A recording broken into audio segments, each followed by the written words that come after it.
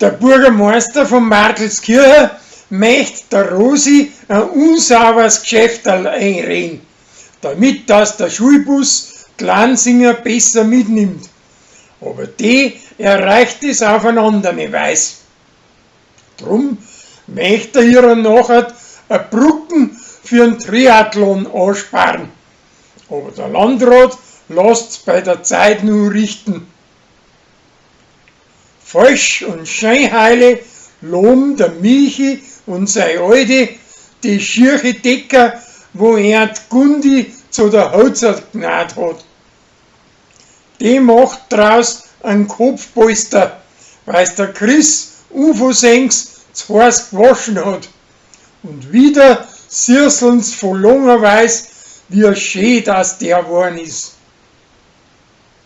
Der Flori lässt mit seiner Gspusi eine Drohne steigen. Aber wie die mittendrin von ihrer Mutter angerufen wird, baut's mit der Drohne einen Unfall, dass er der Schell brummt. Drum ruckt's mit derer zusammen und der Flori schleicht sie. Aber die zwei Liebsleute finden bald wieder zusammen und stopfen schließlich miteinander. Gundi steckt an Hummerl, dass den sein Bub im Hurenhaus gewesen ist.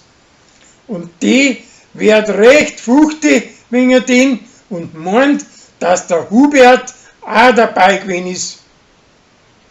Dabei hat aber der Korbi schät da gearbeitet und am Preis sein Bier wird jetzt auch im Hurenhaus ausgeschenkt.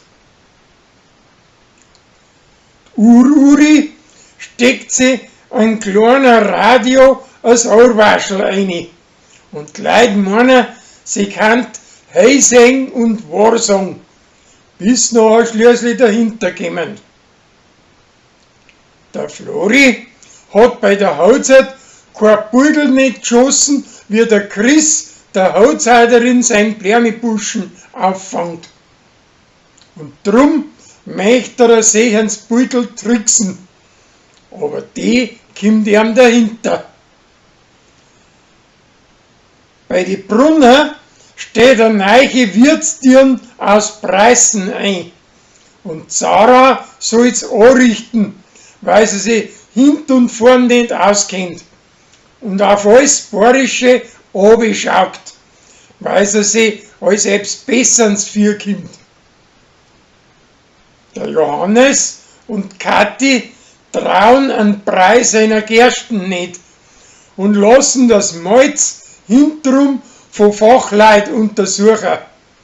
Aber der Martin, der gneist das und scheißt's recht zusammen, weil er Bullen hat, dass seine Falschheit und Bescheißerei aufkommt.